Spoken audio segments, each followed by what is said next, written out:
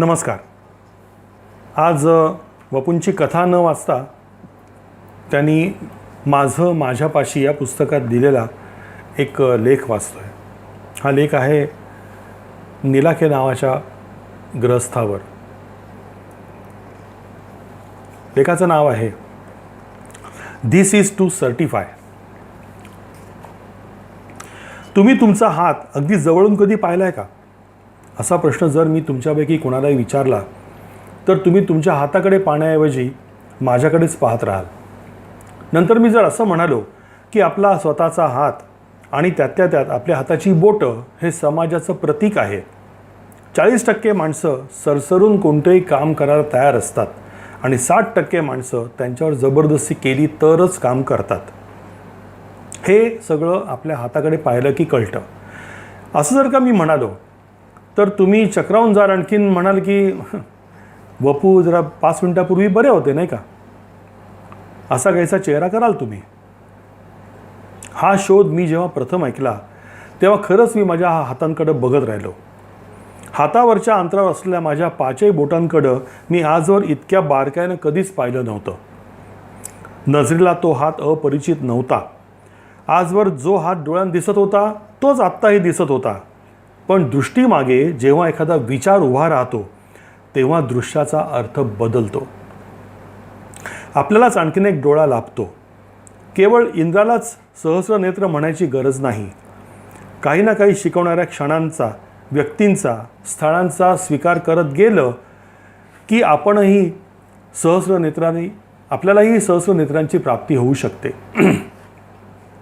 त्यासाठी फक्त 2च डोळे मिळवलेले असतात, ते उघडे हवेत आणि त्याच्यामागं रिकाम्या हातांची, वाचकाची, याचकाची ओंजळ हवी.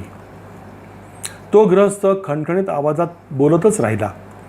पहिलं बोट म्हणजे तर्जनी आणि मधलं बोट, ह्या 2 बोटात जास्त ताकद असते म्हणून मी त्यांना विलिंग मेंबर्स म्हणतो.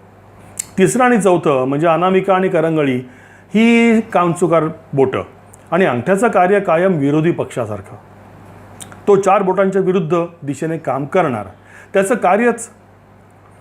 मध्येच मी त्यांना ऑब्जेक्शन माय लॉर्ड असं म्हणणार तेवढ्यात ते म्हणाले, म्हणूनच आपण घास उचलू शकतो, लिहू शकतो, पाण्याचा ग्लास धरू शकतो.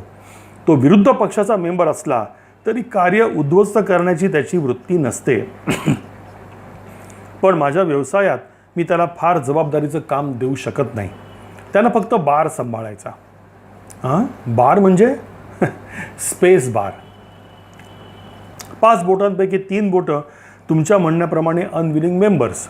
मग तरीही तुम्ही जागतिक विक्रम केलात, तो कुणाच्या जोरावर? अनविलिंग मेंबरना विलिंग मेंबर्स बनवता येतं. कसं? वारंवार त्यांनाच काम करायला लावायचं. शब्दच असे निवडायचे की फक्त त्यांनाच काम करावं लागेल. वेठीला धरलं की काय बिशात कुणी काम चुकवेल. माझी वेठीला धरायची पद्धत वेगळी आहे. कशी सांगा नीलाखे? आमच्या घरी एक बाई कामाला येत असते. ती बाई आम्हाला आईसारखीच. माझा मुलगा काहीही काम करायला तयार नाही असं ती वारंवार म्हणायची. मी म्हणालो त्याला माझ्या ताब्यात द्या. मी त्याला माझ्या घरात ठेवून घेतलं. मला काहीही करावं असं वाटत नाही, त्यानं पहिल्याच दिवशी सांगितलं. मी त्याला म्हणालो काही हरकत नाही, तू माझ्या घरी राहा, चहा पाणी जेवण खाण फुकट, काही काम करू नकोस. तो मुलगा खुश झाला. मी त्याला अट घातली, काम करायचं नाही म्हणजे काहीही करायचं नाही बरं का. तुम्हाला आत्तापासून कोणतेही काम करताना दिसलास तरी मला चालणार नाही. आळशी म्हणजे अगदी क्लास 1 आळशी होऊन दाखवायचं. त्यानंतर आम्ही दुपारी जेवायला बसलो. त्यानं तोंडाकडं हात देता क्षणी मी त्याला म्हटलं, घास घेणं हेही काम झालं. हात हलवायचा नाही म्हणजे ह्या निमित्तानं देखील हलवायचा नाही. त्यानं मला लगेच विचारलं, म्हणजे मग माझं पोट कसं भरणार? माझ्याजवळ उत्तर तयार होतं. पोट भरायचं म्हणजे हात हलवावे लागतात एवढं कळलं ना. तो काय बोलणार? त्यानंतर मी त्याला कामाला जोमलं. शिकून शिकून मोठा केला. नंतर तो मिनिस्टर प्रमिलाबाई टोपल्यांचा PA झाला. अकोल्यात त्याचा 1.5 लाखाचा बंगला आहे. मी अकोला सोडलं. परतीच्या प्रवासात नेहमीच डोक्यात कार्यक्रमाची नशा असते. ऑडियन्स दिसत राहतो. ज्याने आपला पाहुणचार केला ती माणसं त्यांच्या वास्तूतील क्षण सोबत करतात. पण ह्या प्रवासात मी अधूनमधून माझ्याच हातांकडे बघत होतो. त्या तळहातावर मला हातावरच्या रेषा दिसतच नव्हत्या. त्याऐवजी निलाखे दिसत होते. चित्रपटातून कोणी पत्र वगैरे वाचायला लागल्यावर त्या पत्रावर पत्र पाठवण्याचा जसा चेहरा सुपरइम्पोज करून दाखवतात तसा निलाख्यांचा चेहरा माझ्या हातावर पंजावर दिसत होता. 10 बोटांच्या आधारावर हा माणूस जग जिंकतो. कृष्णाच्या करांगुलीमधली ताकद 26 मुळाक्षरांना नाचवणाऱ्या 10 बोटात येते आणि चिपळूणकरांनी ज्या भाषेला वाघिणीचं दूध म्हटलं ते दूध हंडेच्या हंडे भरून हा माणूस लुटवतो आणि स्वतःच्या संसाराबरोबरच 4 बहिणी आणि 2 मुलींच्या संसाराचं गोकुळ करतो. आणि असं करत असताना नव्हे, करून दाखवल्यावरही तो म्हणतो, जगातील विक्रम करण्यासाठी मी टायपिंगचा स्पीड एवढा वाढवला नाही. हे सगळं केलं ते दारिद्र्याशी झगडण्यासाठी. टायपिंग आणि शॉर्टहँड या 2 विषयांचा मला मनस्वी कंटाळा होता. काय सांगता काय निलाखे? खरं तेच सांगतो. मग वडिलांनी सांगितलं, तू कधीही नोकरी करायची नाहीस आणि म्हणूनच तुला डिग्री किंवा सर्टिफिकेटची आवश्यकता नाही. या दोन्ही गोष्टी नको असल्यामुळं शालेय शिक्षणाची देखील गरज नाही. निलाख्यांच्या वडिलांचे हे विचार मला अत्यंत मागासलेले वाटले होते. पण तेवढ्यात निलाखे म्हणाले, वडील मला म्हणाले, तू स्वतः सर्टिफिकेट देणारा हो. फॅन्टास्टिक. वडील काय करत होते? ते पोलीस खात्यात होते. कोर्ट कचेऱ्यांची कामं वारंवार करावी लागत. मग टायपिंगशी संबंध कसा? 1919मध्ये त्यांनी शॉर्टहँड टायपिंगचा क्लास काढला. 100-200 रुपयात टायपरायटर्स मिळायचे तेव्हा. तुम्ही हा व्यवसाय सुरू कधी केलात? 40 साली. वयाच्या 14व्या वर्षी शाळेचं आणि आमचं जमलंच नाही. घरातून शिक्षणाला विरोध होताच. टायपिंग मनाविरुद्ध शिकलो. व्यवसाय तर हवाच होता. मग हळूहळू कोर्टातली कामं घ्यायला लागलो. अकोला गव्हर्नमेंट हायस्कूलमध्ये गेलो ते शिक्षक म्हणूनच. त्यांच्या आमंत्रणानुसार त्याच वेळेला कॉलेजमध्ये पार्ट टाईम शिकत पण होतो. म्हणजे नाही म्हणता म्हणता तुमचं शिक्षण झालं तर चाललं होतं. तेही आयुष्यात चांगली माणसं भेटली म्हणून. कॉलेजात होतो तेव्हा टॉस्टविन नावाचे एक इंग्रजी सरकारी अधिकारी होते. त्यावेळी ते डायरेक्टर ऑफ पब्लिक इन्स्ट्रक्शन होते. त्यांची खास कृपा. शिक्षकी पेशा फार दिवस नाही, 2-3 वर्षच. मुख्य कामं कोर्टातलीच. निलाखांनी ते पण अगदी सविस्तरपणे सांगितलं.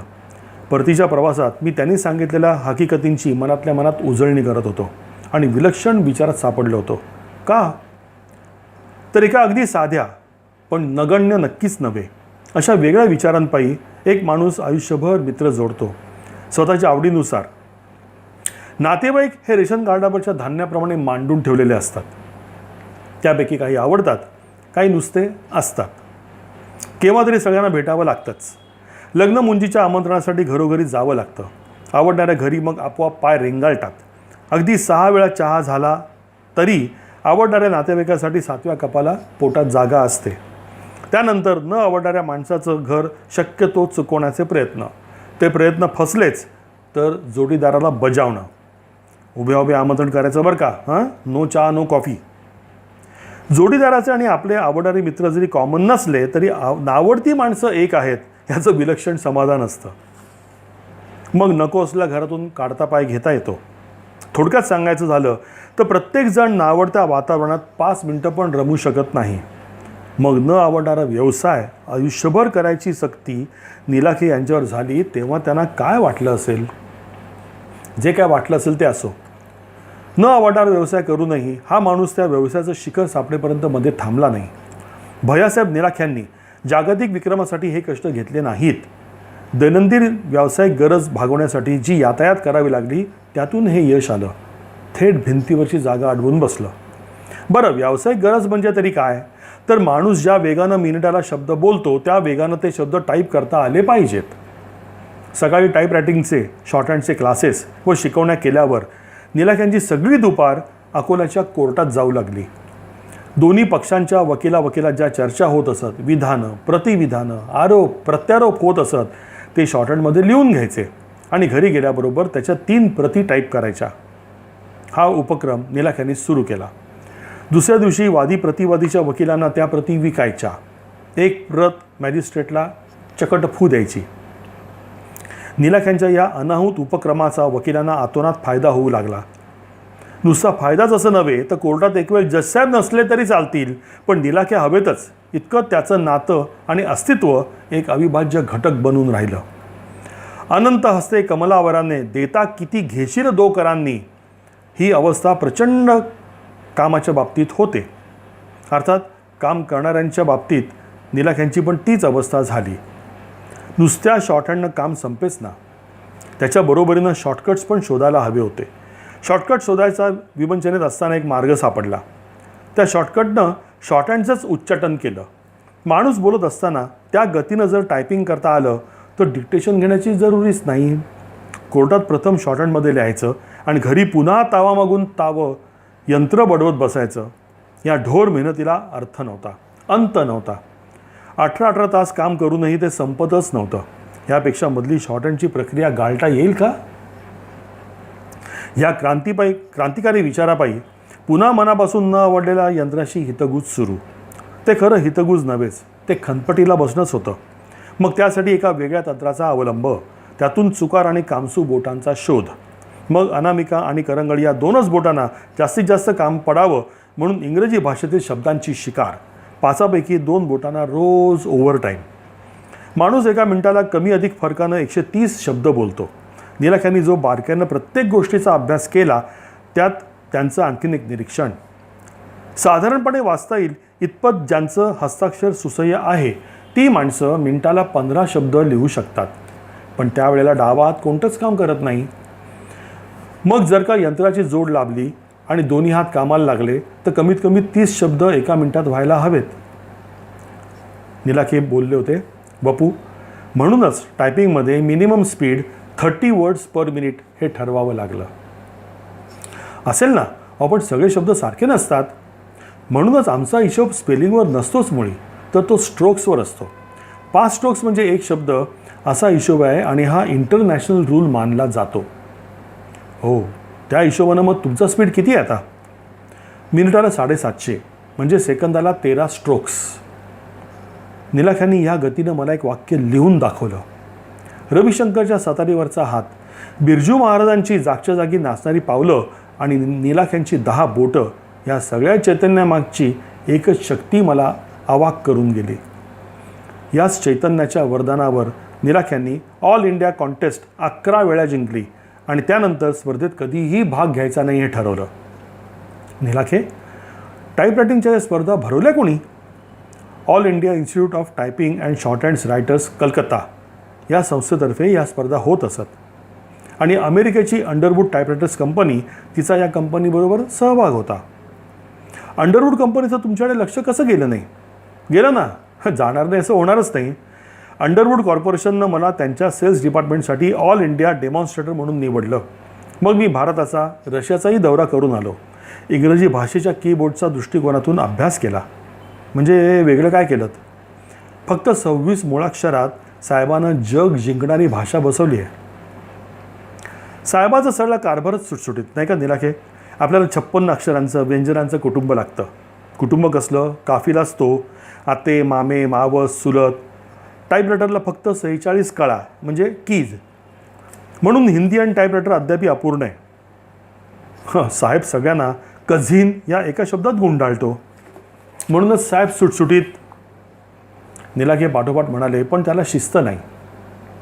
एकीकडे आपण पाठांतर नको म्हणतो, पण साहेबाची भाषा पाठांतर केल्याशिवाय जिभेवर चढतच नाही, कारण तिला शिस्त नाही. PUT पुट पण BOT बूट नाही, तो बट. BAT बॅट पण पुढे नुसता एज लावला की बात होतं, बॅट नाही. म्हणूनच ती पाठ करावी लागते. असं असलं तरी 26 अक्षरात सगळा साहेब उतरतो. मराठी आणि हिंदीचा वेगळाच विचार करावा लागतो. डोक्यात अद्यापी निलाखेच होते. माझा प्रवास चालू असला तरी पण हा प्राणी खरोखरच नुसत्या टायपिंगपाशी थांबत नाही. अथवा तो ब्रह्मजिज्ञासा म्हणत भाषेच्या उगमस्थानाकडे धाव घेतो. अगोदर या माणसाला टायपिस्टच व्हायचं नव्हतं आणि आता तो निव्वळ टायपिस्ट म्हणून जगायला तयार नाही. टायपिंगमध्ये मिनिटाला 146 शब्दांचा जागतिक विक्रम स्थापन करूनही यशाच्या शिखरावर निलाखे गुदमरू लागले. उंचीवरच्या माणसाची हीच शोकांतिका होते. उंचावरून जास्त प्रदेश दिसतो. माणूस मग निव्वळ स्वतःत गुरफटत नाही, विश्वची माझे घरं अशी त्याची अवस्था होते. स्थापन केलेल्या विक्रमामुळं आणि गाठलेल्या उंचीमुळं जितक्या माणसांच्या नजरा त्या माणसाकडे वळतात, त्यांच्यापैकी प्रत्येकाच्या डोळ्यातली भूक, गरज, जगण्याचा आटापिटा हेही त्यावर पोचलेल्या माणसाला दिसायला लागतं. आणि मग केवळ विक्रमांचीच नशा ज्या माणसाला अनुभवायची नसते, तो निलाख्यांसारखा माणूस पुन्हा समाजात मिसळतो. लाखो माणसांना काय हवंय ते निलाखेसारख्यांना उंचावरून समजलेलं असतंच. निलाख्यांना अकोला गावातल्या अनेक पालकांची वांड आणि व्रात्य मुलं, गरीब, होतकरू ही मुलं दिसायला लागली. त्या मुलांना अभ्यास नको होता, शाळा कॉलेजची कैद नको होती, डिग्रीचं जू त्यांना पेलणारं नव्हतं. त्या सर्व मुलांचं पालकत्व निलाख्यांनी स्वीकारलं. व्रात्यपणा करायला अक्कल लागते. मंद बुद्धीच्या मुलांना चांगल्या खोड्याही करता येत नाहीत. खोड्या करणाऱ्या मुलांच्या अकलेला फक्त दिशा द्यावी लागते. ते काम मी केलं. निलाखांच्या त्या विधानावर मी चमकलो होतो आणि त्यांना विचारलं होतं, किती मुलं तुमच्या हाताखालून गेली आजपर्यंत निलाखे? 200 ते 250. आज चपराशापेक्षा ही मुलं जास्त पगार कमवतात. वाव. स्वयंपाकणीच्या मुलाच्या बाबतीत जे तंत्र तेच, थोड्याफार प्रमाणात तेच. त्या मुलांना प्रथम टायपिंगचा वर्ग झाडायला लावला. टायपिंगचा कंटाळा म्हटलं, ओके, मी मान्य केलं. मग कमीत कमी टायपरायटर दुरुस्त करायला आवडेल का असं विचारलं. त्यांनी नकार दिला नाही. मग हलके हलके त्यांना छोटा ब्रश देऊन मशीनवरची धूळ काढायला शिकवली, म्हणजेच झाडूचा आकार बदलला. मग ती व्रात्य मुलं हळूहळू त्या कामात रममाण झाली, आपल्या पायावरती उभी राहिली. अकोल्यात त्या मुलांना एवढं काम मिळालं.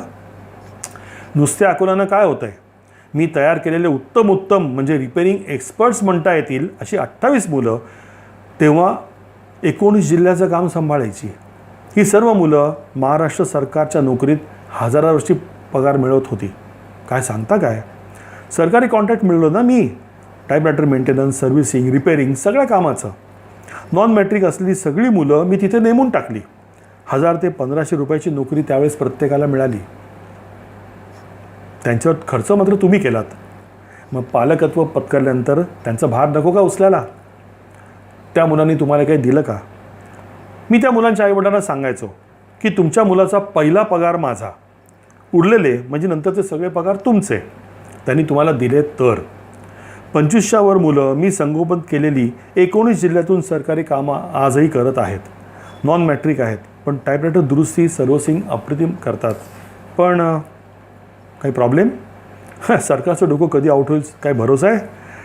टायपरायटर दुरुस्तीचं काम खात्यामार्फत करायचं कोणीतरी डोक्यात घेतलं. मी गव्हर्नमेंटला सांगितलं की माझ्या मुलांना काढण्याच्या अगोदर सगळी नुकसान भरपाई द्या, नाहीतर त्यांना कायम नोकरीत तरी ठेवून घ्या. ते सरकारला पटलं. माझी तेवढी मुलं कायम अन्नाला लागली. सरकारी यंत्रणा, तिथलं कामकाज हा तर न संपणारा, कधीही न शिळा होणारा विषय. सरकारी यंत्रणेतलं कोणतंही खातं असो, अभिमानानं मिरवावं असं एकही उदाहरण नाही. त्या बाबतीतले निलाख्यांचे अनुभवही वेगळे नव्हते. भारताची राष्ट्रभाषा हिंदी हे तर केव्हाच ठरलेलं, पण तरीही आपल्याकडं हिंदी टायपरायटर नाही. आपल्याकडं कोणत्याही कामासाठी समिती नेमल्याशिवाय ते काम होत नाही, आणि समिती नेमल्यावर ते काम कसं होणार नाही हेही समजत नाही. त्याच चालीवर एक सल्लागार समिती हिंदी मराठी टायपरायटरचा विचार करण्यासाठी कीबोर्ड समिती नावानं नेमण्यात आली. काका कालेलकर त्याचे अध्यक्ष. माननीय यशवंतराव चव्हाण तेव्हा महाराष्ट्राचे मुख्यमंत्री होते. मधुसूदन वैराळे हे देखील विदर्भाचेच. अकोला जिल्हा काँग्रेस कमिटीतर्फे समितीची नियुक्ती.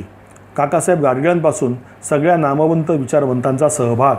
सरकारी तत्वानुसार, धोरणानुसार या परिसंवादासाठी निलाख्यांना मुळीच आमंत्रण नव्हतं. साहजिकच भाषेसाठी कीबोर्ड तयार करण्याऐवजी कीबोर्डसाठी भाषा बदलावी असा शोध पांढऱ्या टोप्यात घालून निघाला. आणि यात काय नवल नव्हतं. डोक्यासाठी टोपी असावी, त्याऐवजी टोपीत मावतील अशी डोकी या देशात शोधतात आणि सापडतात देखील. असं म्हटल्यानंतर मूळ दुखणं वा मूलभूत गरज यावर काय बिशाद उपाय सापडेल? निलाख्यांजवळ टोपीच नाही, कोणत्याच रंगाची नाही. त्यामुळे ते सभासद होऊ शकत नाहीत आणि मोर्चा पण नेऊ शकत नाहीत. सुखी माणसाला ज्याप्रमाणे सदरा नसतो, त्याप्रमाणे विचारवंताला टोपी नसते. कष्ट करणाऱ्याला छत्री नसते. भारत सरकारतर्फे निलाख्यांना आमंत्रण नव्हतं, पण अंडरवूड कंपनीनं त्यांना त्यांच्या कंपनीचा प्रतिनिधी म्हणून या चर्चासत्रासाठी पाठवलं. काकासाहेब गाडगीळ यांनी त्यांच्या वतीनं निलाख्यांनाच त्यांचे विचार मांडायला लावले. निलाख्यांनी भाषण केलं. मी निलाख्यांना विचारलं, तुम्ही जे मुद्दे मांडलेत त्याची काही नोंद घेतली गेली का? या क्षणापर्यंत नाही. नवल आहे. यंत्रासाठी भाषा बदलायला निघालेली ही माणसं ती माझं काय ऐकणार? भाषा जाणणाऱ्यांना यंत्रातलं तंत्र कळत नाही आणि तंत्रज्ञाना भाषेचं ज्ञान नाही. अहो, नुसतं र हे व्यंजन आपण किती प्रकारानं लिहितो हे माहिती आहे का? क्रममधला र, कर्ममधला र, क्रूर आणि कृष्ण यामधला र वेगळा वेगळा, ऋषी आणि हृदय या शब्दातला र त्याचं अस्तित्व ते वेगळं. सांगा एवढा कोणी विचार केला आहे? कृष्ण शब्दातला क्रू जर का क्रूर या शब्दातल्या क्रूसारखा लिहिला तर कृष्णाची केवढी क्रूर चेष्टा होईल ना. ती कीबोर्डची सुधारणा किंवा आपल्या भाषेसाठी रचना करायचं ठरवलं तर एवढा विचार हवाच. विद्या प्राप्त झालेल्या माणसाचा माथा ताठ असतो. तेव्हा विद्या हा शब्द तसाच लिहिला गेला पाहिजे. विद्या ह्या दया आली. या प्रकारानं भाषा सुधारून काय उपयोग? विदया. फॅन्टॅस्टिक. मी अभावितपणे बोलून गेलो. वपू, तेव्हा सगळ्या स्टेट्समधले चीफ मिनिस्टर जमले होते हिंदी स्क्रिप्ट रिफॉर्म कॉन्फरन्ससाठी. संपूर्णानंद हे यूपीमधले मिनिस्टर, रविशंकर शुक्ला हे मध्य प्रदेशातले मिनिस्टर.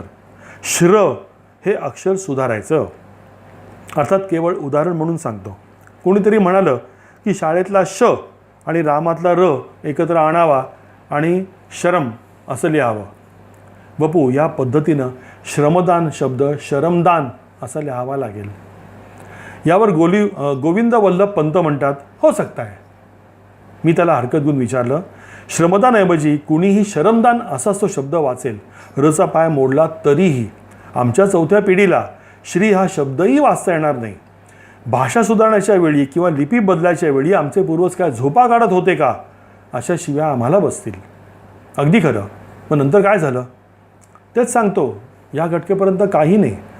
मोरारजी देसाईंपर्यंत सगळ्यांना भेटलो, काहीही उपयोग नाही. अहो, मोरारजी तर पहिल्यांदा भेटायला पण तयार नव्हते. माझा आणि टायपरायटरचा संबंधच काय हा त्यांचा सवाल. वा, ग्रेट. मी त्याला तिथंच सांगितलं, तुमचा टायपरायटरशी संबंध नाही म्हणता तर मग तुमच्या सचिवालयातले सगळे टायपरायटर मी उचलून घेऊन जातो. मग ते काय बोलणार? मग मी पुढं म्हणालो, टायपरायटरशी संबंध नाही, फायनान्सशी आहे की नाही. इतर माणसं जेव्हा तुमच्याकडे भेटायला येतात तेव्हा काही ना काहीतरी मागायला येतात. मी द्यायला आलो आहे, मागायला नाही. असं ठणकावून सांगितल्यानंतर 5 मिनिटाच्या अटीवर मोरारजी भेटले आणि ते नंतर पाऊण तास माझ्याशी गप्पा मारत बसले. तुमचा विषय तसा जोरदार असणार. जोरदार आहे की नाही ते मला माहिती नव्हतं. जिव्हाळ्याचा तर होता नक्कीच. निलाख्यांनी पुढची हकीकत सांगायला प्रारंभ केला.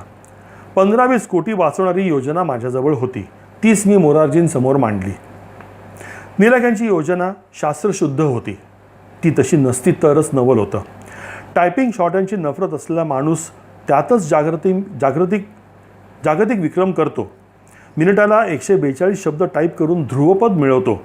भाषा आणि लिपीचा शास्त्रशुद्ध अभ्यास करतो. हेच मोठं नवल होतं. त्यांनी मोरारजींसमोर आकडेवारीच मांडली.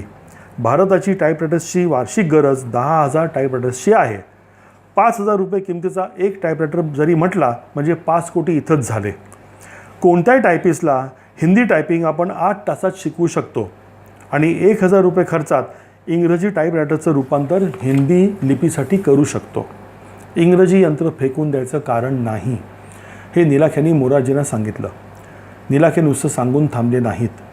शिक्षण मंत्री त्रिगुणसेनांना त्यांनी गाठलं.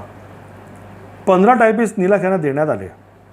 त्यातले बहुसंख्य मद्रासी, केरळवाले, पंजाबी असेच होते. एका दिवसाच्या प्रात्यक्षिकात एका पंजाबी शीख टायपिस्टनं संध्याकाळपर्यंत प्रॅक्टिस करून एक सुरेख तावभर मजकूर हिंदीत टाईप करून दाखवला. ही सगळी हकीकत ऐकून मी निलाख्यांना तळमळून विचारलं, पुढे? भारत सरकार माझ्या योजनेवर 20 वर्ष विचार करते आहे. निलाख्यांनी नंतर काहीच सांगितलं नाही. काय उरलं होतं काय सांगण्यासारखं? परतीच्या प्रवासात निलाख्यांच्या आठवणी संपतच नाहीत आणि त्या आठवणी कधी संपणारही नाहीत. आठवणी अमर असतात असं आपण म्हणतो, पण या विधानातही काही अर्थ नाही. भूतकाळाकडे नजर टाकली तर न सांगता लक्षात येतं की मागं येणाऱ्या आठवणींच्या संख्येपेक्षा वाटेतच विरून नामशेष झालेल्या आठवणींची संख्या मोठी असते. त्याच आठवणी चिरंजीव असतात ज्यात आपल्या आयुष्याचं वर्तमान काळाचं सातत्यानं प्रतिबिंब पडलेलं असतं. नीलाख्यांनी सांगितलेले प्रसंग मी एक वेळ विसरेन, पण नीलाख्यांना विसरणार नाही.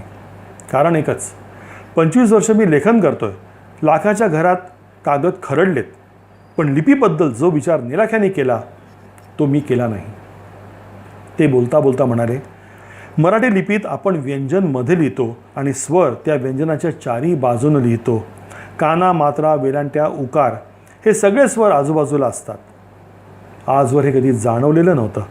आता प्रत्येक शब्द लिहिताना नीलाखे आठवतात, आठवत राहतील. वर्तमानाचं आठवणीत प्रतिबिंब असतं ते असं. वांड मुलांचे पालक नीलाख्यांचे स्मरण करतील यात नवलच नाही. पण टायपिंग म्हटल्यानंतर नाक मुरडणारी मंडळी जरा थबकतील तरी पुष्कळ झालं. 90% डॉक्टर होतात, 70-80 इंजिनिअरिंगचा विचार करतात, त्या खालोखाल कॉमर्सवाले. उरलेले सगळे कोण? कारकून किंवा टायपिस्ट. नाईलाजानं हा पेशा पत्करण्याऐवजी जाणीवेनं स्वीकारला तर? मुळातच हुशार मुलं हेरायची, त्यांना सवलती देऊन त्यांना हाताशी धरायचं आणि त्यांनी नंबर पटकावला की हे संस्थेचं यश म्हणून मुलाखती वा जाहिराती छापायच्या. हा प्रकार सगळेच करतात. पण तुमचा उन्हाळ मुलगा मला द्या, मी त्याचा पालक, हे म्हणण्याची किंमत कोणात असते? मला वाटतं नीलाखे ह्याच माणसात असते. कारण वांड वा उडाणटप्पू मुलाच्या पालखाच्या वाहणाऱ्या जखमा फक्त नीलाख्यांना दिसतात. अशीच एक वाहती जखम नियतीनं नीलाख्यांच्या ललाटी लिहून ठेवलेली आहे. नीलाख्यांचा एक मुलगा बुद्धिमंद आहे. जखमा सगळ्यांनाच ह्या ना त्या स्वरूपाच्या होतात, पण विचारांचं धन देणारी अलिबाबाची गुहा सापडली की जखमांच्या जन्मखुणा होतात. त्या असतात, पण त्यातली वेदना नष्ट झालेली असते. प्रारंभीच्या काळात नीलाख्यांनी मुलाची सोय शिवडीला एका संस्थेत करायची ठरवलं, पण महिना 500-600 रुपये खर्च हा आयुष्यभर करायचा हे पटलं नव्हतं. नीलाख्यांनी ह्याच मुलाला अकोल्यात वेगळं घर बांधून दिलं आणि मुलावर लाखो रुपये खर्च करण्यापेक्षा त्यालाच भाड्यातून महिना 400 रुपये मिळतील अशी व्यवस्था केली. आज नीलाख्यांचा हाच मुलगा सगळ्या घराची क्लासची देखभाल करतो, मशीन साफ करतो. घरी पार्टी असेल, पाहुण्यांची ये जा असेल तर पार्टीची जय्यत तयारी करतो. सगळ्यांची जेवणं झाल्यावर तो रोज आईबरोबर मागून जेवतो. दाराशी गाडी आहे, तिचं सर्व्हिसिंग करतो, ऑइल लेवल चेक करतो आणि झंझावाताच्या वेगानं फक्त स्वतःचं नाव टाईप करून दाखवू शकतो. या मुलाचं नाव सुधीर नीलाखे. या वैयक्तिक दुःखाला गोंजारत न बसता नीलाखे समाजाच्या याच स्वरूपाच्या व्यथेकडे वळले. सामाजिक प्रश्न हा वैयक्तिक पातळीवरचा प्रश्न न समजायला जशी एक शक्ती लागते, तशीच एक जबरदस्त शक्ती वैयक्तिक दुःखाकडनं समाजाकडे वळण्यासाठी लागते. असामान्यांनाच हा योग साधतो.